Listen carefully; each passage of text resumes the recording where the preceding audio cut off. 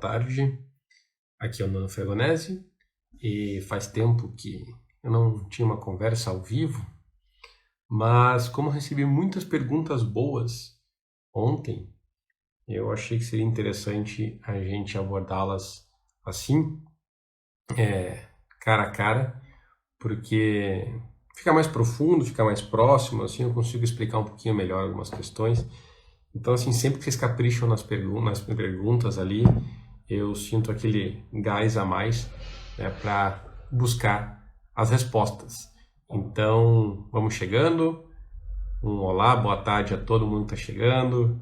Que bom ver vocês ao vivo. Quanto tempo, não é mesmo?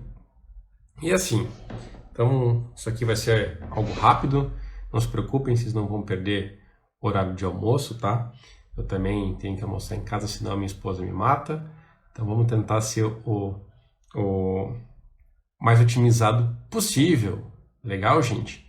Muito bom ver vocês aqui, tá?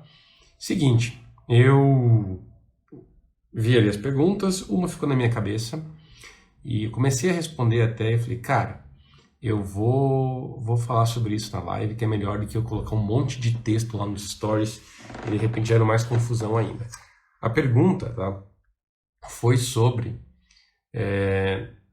começar a escrever, né, os 5 passos, digamos assim, que eu indicaria para quem quer começar a escrever uma obra, quem quer começar a criar uma história. E veja, né, escrita de uma história envolve impulso criativo. Então, o que eu vou dizer aqui não quer dizer que você tenha que seguir exatamente esses passos, legal? Até porque você vai notar, conforme você vai escrevendo cada vez mais, que os impulsos, os estímulos, etc., vêm de diferentes partes. Às vezes você vai começar uma história por meio do personagem, às vezes você vai criar porque você está com uma ideia sobre aquele universo, às vezes você está com a ideia da trama, às vezes está com um tema. E uma coisa vai puxando a outra. Porque a história, no fim das contas, ela é algo meio holístico. Quando você vai preenchendo, vai descobrindo mais sobre um personagem, você naturalmente vai descobrindo mais sobre a trama. Conforme essa dança entre a trama e o personagem vão se desenvolvendo, você vai entendendo mais sobre o tema, sobre o que eu chamo ali de a verdade da sua história. Então, né, a coisa não funciona assim, tipo, compartimentalizada direitinho. E é por isso até que no meu Story Canvas, lá, aquele meu método de criação, eu faço de uma forma que você possa ver todos esses pontos ao mesmo tempo, porque eu não acredito que você consegue, né, sistematizar tanto assim uma história. Pelo menos não uma história que você queira que tenha certo grau de profundidade, etc., né, o que vá além ali do simples entretenimento. Legal? Então vamos lá. Se eu pudesse, né, se eu tivesse que indicar um caminho, como eu faria, né, feito esses avisos aí? Eu começaria com a ideia, tá? A ideia geral dessa narrativa e eu teria que forçar para mim mesmo ali, né, a tornar essa ideia clara o suficiente. Ela tem que estar muito clara na tua cabeça. O que é estar clara na sua cabeça? É uma história que você consegue simplificar em uma frase, legal? Se você não estiver conseguindo contar essa história em 1 ou 2 frases no máximo, quer dizer que a coisa está bagunçada demais ainda. Você precisa trabalhar essa ideia inicial para que ela se torne mais clara, né? Ah, Nano, mas tem coisas muito complexas, tipo Game of Thrones e tal. Como é que vai colocar em uma frase? Simples, né? Game of Thrones é a história de um bastardo que precisa assumir o seu lugar em um mundo em que famílias nobres disputam por poder, ao mesmo tempo em que um mal ancestral desperta e ameaça acabar com toda a vida. Essa é a história de Game of Thrones, certo? Você precisa ter isso muito claro em mente antes de partir para o resto, beleza? Então, esse é o primeiro passo. Qual é o segundo passo? O segundo passo é você entender a verdade da sua história. Legal? Verdade da história é moral da história? Mais ou menos.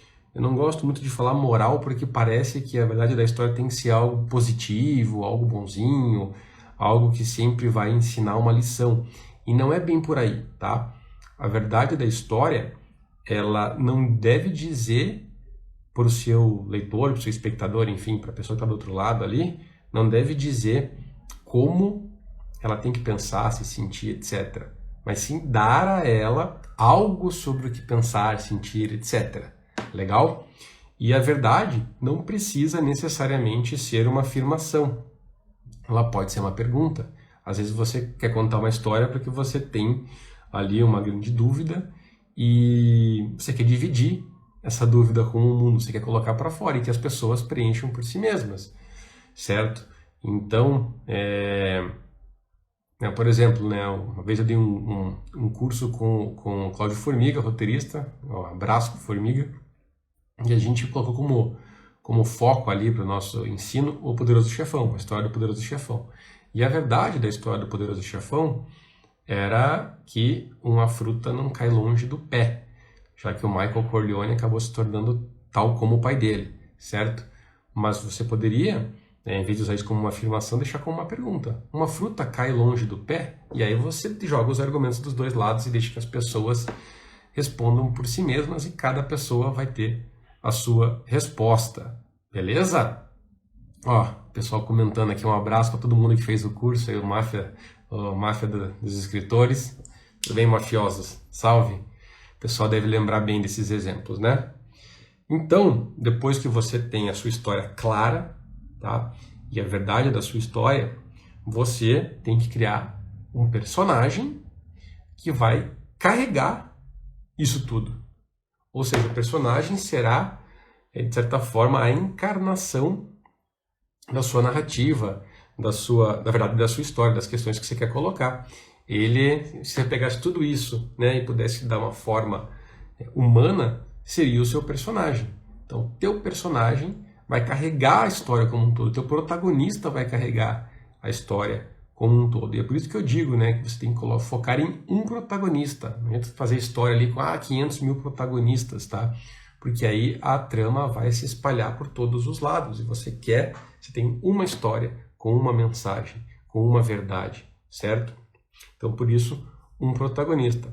Novamente, mas não, no Game of Thrones tem 1 milhão de protagonistas. Não, Game of Thrones não tem 1 milhão de protagonistas. A gente pode discutir sobre isso, mas Jon Snow é claramente protagonista ali do todo. Porém, Game of Thrones não é um livro normal, ele é uma série de livros, ele não é uma história, tá? Se você for cavocar fundo, você vai ver que Game of Thrones, na verdade, é uma série de histórias interligadas por uma história principal, por uma história central ali, mais importante. Então, tá? Cada capítulo de Game of Thrones, cada personagem, por assim dizer, é o protagonista da sua própria história, mas a gente tem ali uma história que torna tudo colado, tudo junto, tá? Beleza? Ok, depois do personagem, né? Que você cria esse personagem que carrega toda a essência da história, que deve ser identificável, um personagem com quem o leitor possa se identificar, tá? Para ele se sentir dentro da narrativa, certo? Depois disso tudo, você vai planejar a estrutura da tua história. Quais são os acontecimentos que vão acontecer, como que um leva até o outro, e assim por diante. Tudo tem que estar interconectado numa narrativa, legal? Então aí entra a parte que muita gente não quer fazer, que é você sentar, você planejar, você estruturar bonitinho. Ah, Nando, mas eu sou um cara tipo o George Martin, que sou jardineiro de histórias, eu simplesmente vou escrevendo. Beleza.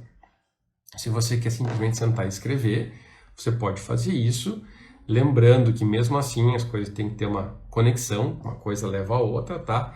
E ao final do trabalho, tá? Você tem que estar disposto a voltar e gastar muito mais tempo com a edição, porque isso vai acontecer. Você não vai sentar e escrever uma história prontinha, maravilhosa, do nada, tá? Se você não for se focar ali no começo, não for focar na parte de planejamento, você vai ter que dar mais espaço para a parte de edição ao final. Mas não, o George Martin faz isso? Faz.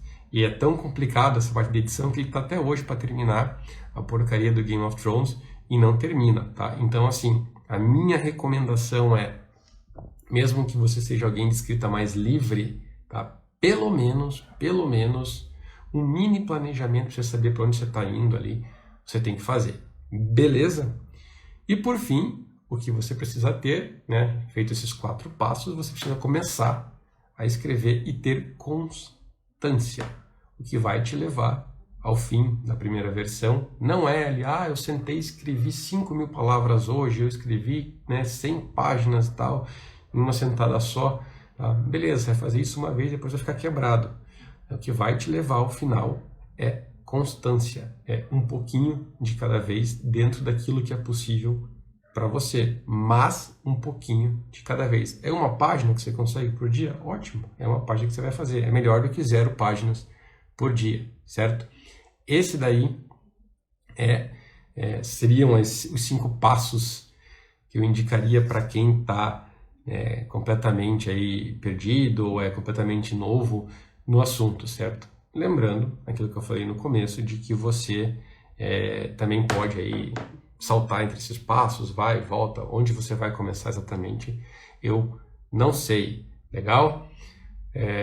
O Daniel perguntou se o Story Canvas ensina sobre todo esse planejamento. O Story Canvas, ele é uma ferramenta, legal, que ele vai te fazer perguntas e conforme você vai respondendo essas perguntas, esse planejamento vai sendo formado em um documento que você enxerga ali na sua totalidade, legal? Então o Story Canvas, ele, embora tenha aula ali, né, que eu ensino a usar o Canvas, na verdade ele é mais como uma ferramenta do que um curso, certo? Quem fez o Story Canvas está por aí pode dar um feedback real aí, livre de qualquer tipo de influência, certo? Precificação, perguntaram se eu falo sobre precificação na escola. Nunca falei, mas isso pode ser um assunto interessante para uma das consultorias que eu quero começar a fazer dentro da escola. Para quem não está sabendo, eu vou transformar a escola estava fechada para novas matrículas e por muito tempo ficou fechada, mas eu senti aí um impulso, um despertar diferente nos últimos tempos, e o que eu quero fazer é transformar a escola em uma comunidade de fato. Então, assim, tem todo aquele conteúdo lá, um monte de conteúdo, mais de 200 aulas, cursos fechados, etc. Mas o que eu quero fazer, ao invés de trazer uma aula nova toda semana, é me reunir online, ao vivo, com os membros, e aí a gente ter uma sessão coletiva de mentoria. Mentoria e mastermind criativo. A gente vai se ajudar também, vai debater sobre esses temas. Não só para escrita, não só para carreira, etc., mas com coisas que têm a ver com a vida também, com a vida criativa, com a vida de escritores, com a vida de quem é introvertido, ou mais introspectivo, reflexivo, quem gosta de fazer esse paralelo entre narrativa e vida, porque é o que funcionou para mim. Então, a escola vai até mudar de nome, certo? Vai ficar algo maior, e dentro dela vai ter, então, a Escola Escrever e Viver. Dentro dessa coisa maior vai ter a Escola Escrever e Viver, que são todas as aulas e cursos, etc. Mas vai ter também o que eu estou chamando de Círculo Indomável, que vai ser esse grupo, tá? Que vai se ajudar em sessões ao vivo toda semana. Beleza? Quem já está lá, não se precisa se preocupar, vocês vão automaticamente ter esse upgrade aí. E quem sempre quis entrar, vai poder agora entrar, ser membro, tá? Dessa comunidade aí, desse coletivo diferente. Certo, galera? Se alguém tem dúvidas, perguntas, quer conversar, manda aqui. A gente tem mais um tempinho para falar, pelo menos aí mais uns 10 minutos para a gente conversar. E eu vou ver aqui as perguntas que vocês mandaram ontem, que a gente pode ir respondendo aqui para ajudar, certo? Então eu vou mandando aí também no chat. Deixa eu ver. Aqui, ó. Como arranjar tempo para escrever trabalhando em horário comercial e com filho de 4 meses em casa. Antes de mais nada, parabéns aí então pela sua filha, por essa bênção na sua vida. E, cara, não vou mentir para você que a coisa é difícil. Falei ontem, repito aqui, não cai em papo de influenciador que fala sobre produtividade, isso e aquilo, sendo que os caras têm um exército de funcionários para ajudar em casa. Quando é só você e a sua esposa, quando são poucas pessoas para cuidar de uma criança, é punk, tá? É punk, eu tenho sentido isso aí, os meus 2 ali estão me deixando meio louco, e essa é a coisa piora, tá? Antes de melhorar. Então, assim, a gente tem que ser realista. Você não vai ter mais o tempo que você tinha, você não vai ter mais o espaço que você tinha para criar. Você vai precisar lutar cada vez mais para assegurar um tempo e um espaço para você. E você vai precisar aproveitar melhor esse tempo que você tem para produção. Não vai dar mais para ficar ali perdendo tempo direto e tal, porque você tem algo mais importante que precisa de você, certo? Quando a gente tem filho, a nossa vida deixa de ser nossa, né? E a gente começa a viver os nossos interesses e coisas assim nos intervalos em que é possível. Então, procure identificar esses intervalos e aproveitar o máximo possível esses intervalos, certo? Então, cara, tenho meia hora para escrever, tenho meia hora para criar, meia hora para minhas coisas, é meia hora que você vai dedicar para isso. Deixa o celular de lado, desliga todo o resto, sabe? Você tem que ter essa responsabilidade com você mesmo e aí também com a sua família, beleza? O que mais que a gente tem aqui? A gente falou sobre o papel do escritor de ficção no mundo atual, né? Eu disse que o papel do escritor de ficção é falar a verdade, né? Ou pelo menos a sua verdade, por meio de faz de conta. E por que a sua verdade? Porque a verdade pode ser relativa também, né? Cada um de nós vive e tem experiências e, enfim, verdades diferentes, com sabedorias diferentes, com dores diferentes. Mas por trás disso tudo tem uma coisa humana que nos conecta. Então, quando a gente joga a nossa verdade para o mundo, a gente toca outras pessoas que também trazem um pouco dessa verdade ou que passam a entender essa verdade, né? Às vezes o cara não tem essa vida que você tem, não tem essa visão, mas por meio da história ele se conecta com aquilo e ele se torna maior. Legal? O mundo dele se torna maior, porque ele só era acostumado a ver uma verdade. Quando ele vê a tua, tá? A empatia dele coloca ali, começa a trabalhar e ele se expande como ser. Essa é a grande importância, né, das histórias e do escritor de ficção, da pessoa que conta histórias, né? Tornar a todos nós maiores. Eu até compartilhei lá um trecho do filme Sociedade dos Poetas Mortos, né, em que o personagem lá do Robin Williams fala que direito, medicina, essas coisas são essenciais para a vida, mas poesia, beleza, amor, é para esse tipo de coisa que a gente de fato vive, que a gente quer estar vivo. Então, a escrita se encaixa aí. Legal? Deixa eu ver o que mais eu tenho aqui. O pessoal mandou pergunta.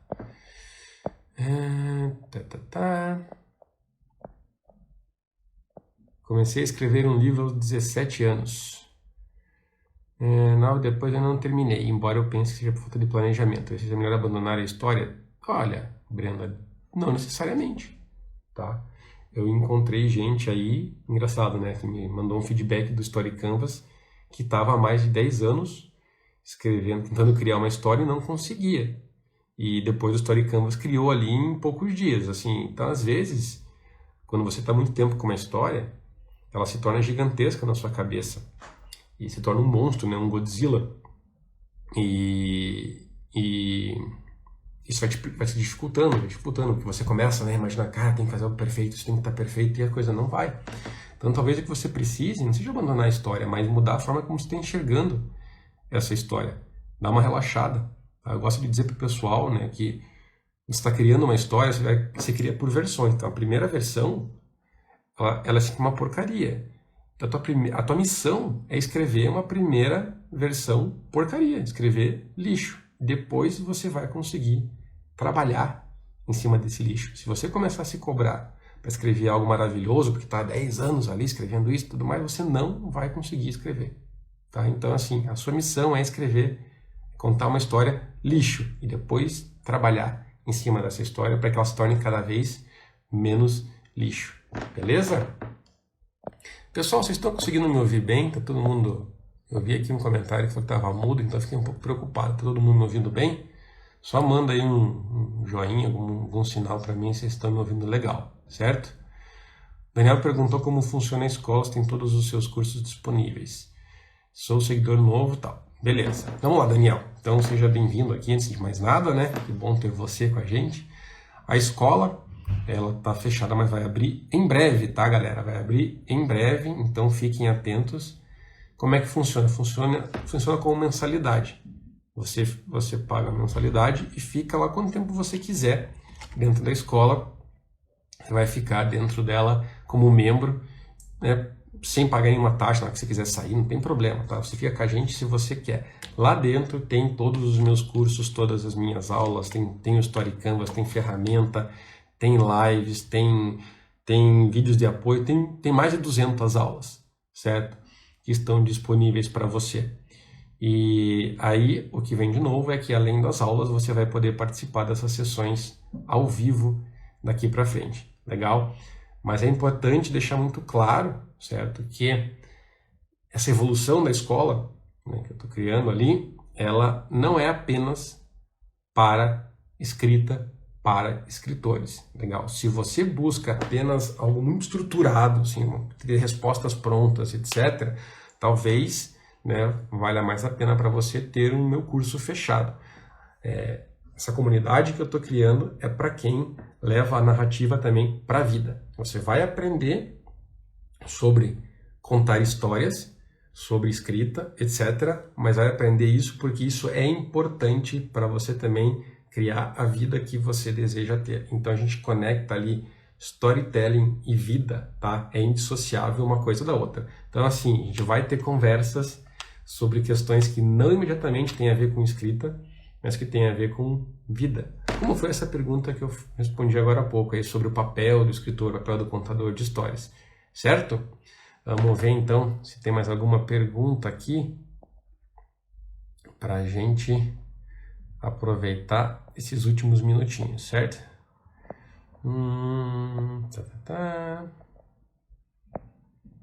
Deixa eu ver. Vou escolher algo bem legal aqui.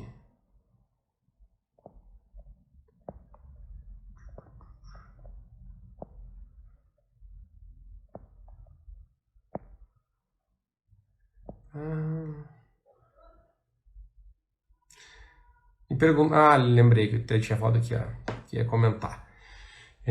A pergunta é se dá para escrever um livro em primeira pessoa com 2 personagens narrando.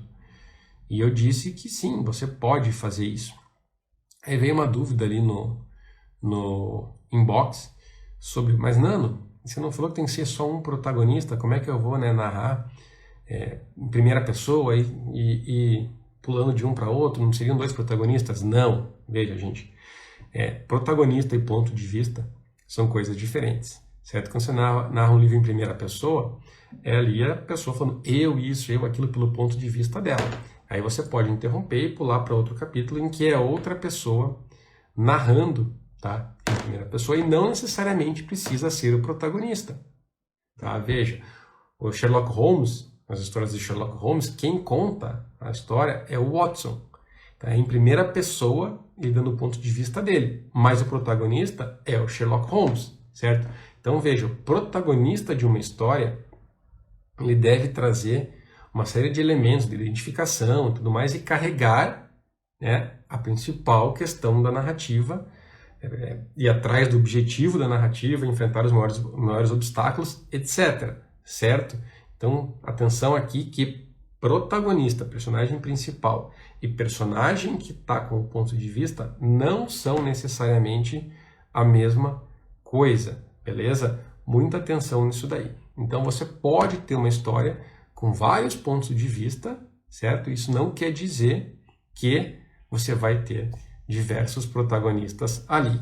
Inclusive, quem é meu aluno, quem está na escola ou na formação completa lá, tem uma aula só sobre protagonista, em que eu explico direitinho isso, explico até com a questão de ter mais de um protagonista, se é possível ou não, e uso como exemplo Romeu e Julieta, tá? Uma história clássica, todo mundo fala, cara, mas tem ali personagem principal? Tem. E o bizarro é que Romeu e Julieta, na verdade, são 2 histórias em uma só, tá? Em um livro só, em uma peça só. A gente tem a história do Romeu e Julieta, olha só como até o título diz. Então o protagonista é o Romeu, tá? Mas tem um momento em que o Romeu morre Julieta acorda, a gente tem uma mini história, quando ela vê ali que o Romeu está morto, tá? A gente tem uma mini história com a Julieta como protagonista, ela toma uma decisão dela, enfim, se mata junto. E é por isso que a história começa com Romeu e Julieta e termina, tá, dizendo assim, e nunca houve uma história tão triste quanto a de Julieta e seu Romeu, porque já era outra história, certo? Então, gente, é isso aí. Se alguém tiver mais alguma dúvida aqui, manda aqui para mim no chat rapidinho, que dá tempo de responder. Senão a gente sai para o almoço. E assim, estou muito afim de fazer essas sessões de perguntas e respostas toda quarta-feira, ao meio-dia. O que vocês acham? Vocês participariam, não participariam? Entra em contato comigo, manda lá no inbox, manda nos comentários, enfim, quem é membro da Alcateia, tem minha lista de e-mail, pode responder por lá, me procura onde quiser para me dar esse feedback. Estou bem afim de fazer isso novamente, acho que se torna mais prático e é mais útil para vocês, beleza? Então, acho que é isso, já que não tem mais dúvidas aí, mais nenhuma pergunta. Quero agradecer a galera aí que tirou um tempinho do almoço para conversar comigo. Depois vou deixar essa live salva e até acho que eu vou pegar o áudio e jogar lá no meu podcast, tá? Então quem usa Spotify também pode procurar lá o NanoCast, que eu coloco uns áudios, umas dicas, umas coisas assim. Vou terminar aqui com uma última pergunta que mandaram e aí a gente encerra. Vamos lá, o Daniel perguntou: na narrativa de um mundo de fantasia, na sua experiência, é melhor ser narrado em primeira pessoa pelo protagonista? Não necessariamente, tá? Isso aí varia de autor para autor, de estilo para estilo, são coisas que envolvem outros aspectos, tá? Você narrar em terceira pessoa tem certas qualidades e defeitos, certas vantagens e desvantagens, e narrar em primeira pessoa também tem vantagens e desvantagens. Você tem que ver o que faz mais sentido para a sua história e para você como autor, certo? Então, galera, muito obrigado. Agradeço aí os comentários bacanas, os incentivos. Fico muito feliz aí de estar falando com vocês ao vivo mais uma vez. E, se tudo der certo, a gente faz mais dessas aqui muito em breve. Um abraço, bom almoço e até a próxima.